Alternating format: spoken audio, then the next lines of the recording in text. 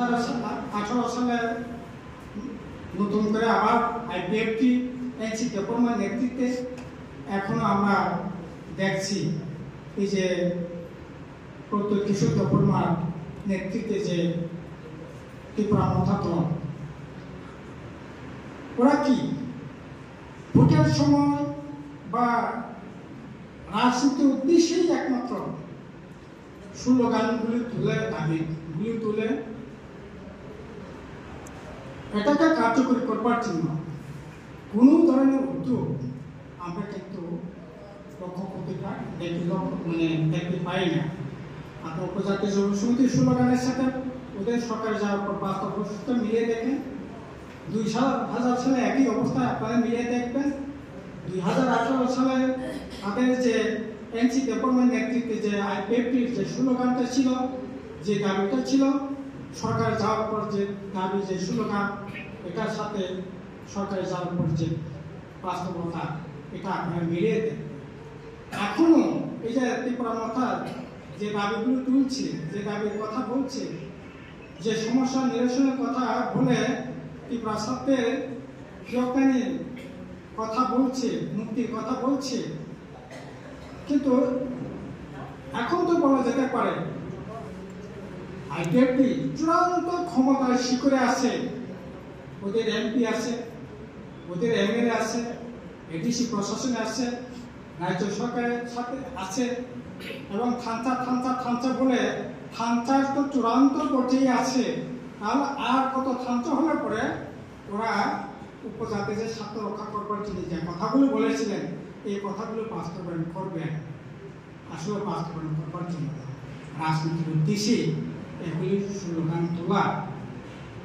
আজকে 3রা মার্চ, গত 2 তারিখ মার্চ 2024 আমরা কি দেখলাম? পার্লামেন্ট নির্বাচনের ঠিক মুহূর্তে ত্রিপুরার সাথে বিভ্রান্তি করবার জন্য, ত্রিপুরাবাসীকে বিভ্রান্তি করবার জন্য ত্রিপুরার সাথে অ্যাকর্ড, সেখানে দিল্লিতে গিয়ে অ্যাকর্ড করলেন, বললেন 6 মাস আপনারা অপেক্ষা করেন। 6 মাস তো না, আজকে তো 1 বছর, আজকে 3 তারিখ, 1 বছর 2 দিন হলো। কোথায়? অনেক দাগ দুল পিটিয়ে আপনার এই যে 2 তারিখ না 27-28 এই আগরতলা শহরে প্রথম নাকি তাদের বিশেষ অধিবেশন হচ্ছে। অধিবেশনে কি হচ্ছে? যুবকদের অধিবেশন হচ্ছে। ওয়াইটিএ যুবকদের সমস্যা নিয়ে কোনো কথা আছে? কোনো প্রস্তাব আছে? কোনো দাবি আছে? শুধু বলছে থানচা হতে হবে, থানচা হতে হবে। না, থানচা তো আমরা হলাম, পার্লামেন্টের মেম্বার করলাম আমরা, বিধানসভায় গেলাম আমরা, এডিসি প্রশাসনে গেলাম আমরা, তো আর কত থানচা চান আপনারা? অথচ হাজার হাজার বেকার যুবকদের কথা সেখানে নেই। উপজাতি মহল্লায়, উপজাতি এলাকায় আজকে কি অবস্থা চলছে? সোশ্যাল মিডিয়া খুলে পড়ে, পত্রিকা খুলে পড়ে, বিভিন্ন চ্যানেলগুলো খুলে পড়ে আমরা কি দেখতে পাই? কথা আছে না। আসলে এখন মানে দুটো দুনিয়ার মেরুকরণ চলছে। আমরা চাইছি একতা, আমরা চাইছি শান্তি, আমরা চাইছি সহাবস্থা, মানুষের অর্থনৈতিক, সামাজিক তার বিকাশ।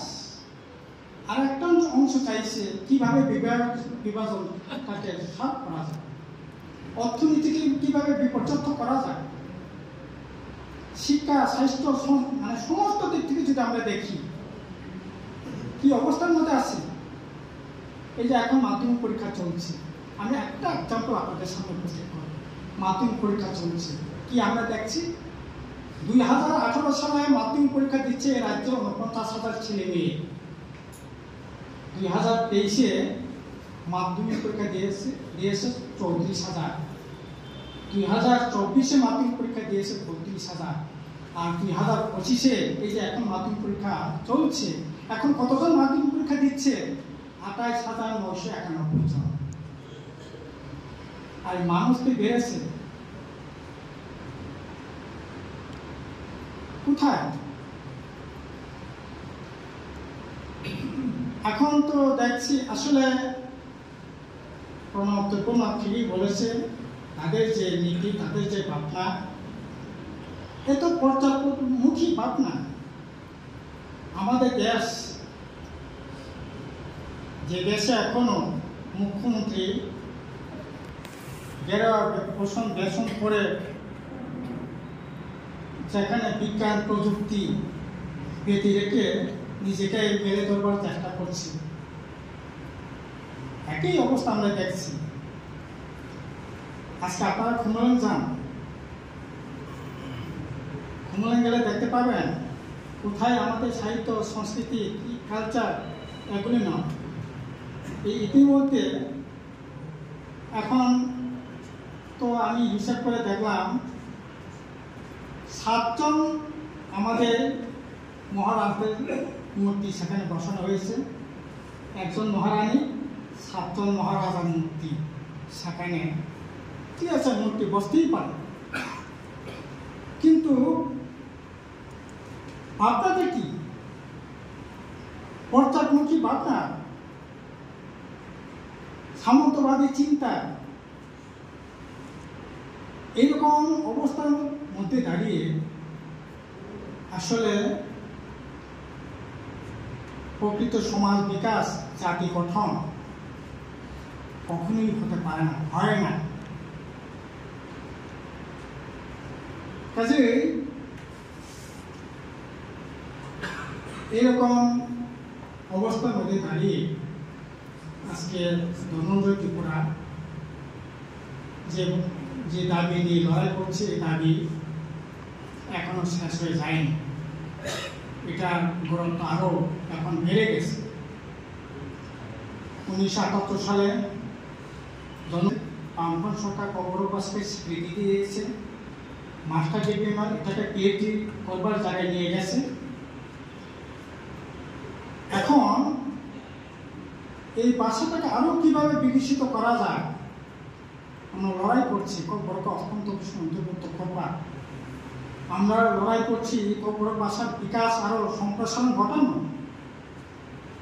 কিন্তু এই যে সরকারটা আছে এখন এডিসি রাজ্যে, কবর ভাষার জন্য একটা নতুন বই, একটা নতুন পাতা সংযোজিত হয়েছে বলতে পারবেন না। ডাকদুল পিটিয়ে বর্মনার নাম হাতায় কথা রেখেছেন। হাতায় কত নাম রেখেছে, ঠিক আছে, ভালো হয়েছে।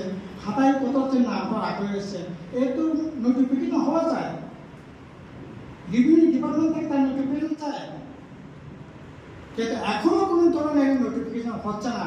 ওই ক্যাবিনেটে একটা মেনু বেরিয়েছে, হাতায় কত হয়েছে, বা সবাই বলছে হাতায় কত। নাম যখন হবে তখন তার রেকর্ড হবে, রেজাল্ট নোটিফিকেশন হবে, এগুলো কোনো কিছু ভালাই নেই। শুধু কি করে মানে চমক দিয়ে,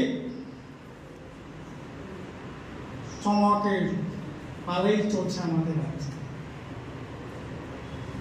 কাজেই আমাদের এই লড়াই করতে হবে। আমরাই একমাত্র সংগঠন করছি, পার্টি করছি, যেটা প্রকৃতপক্ষে জনকল্যাণে যা পারি আমরা আন্তরিকভাবে সুযোগ পেলে করবার চেষ্টা করি।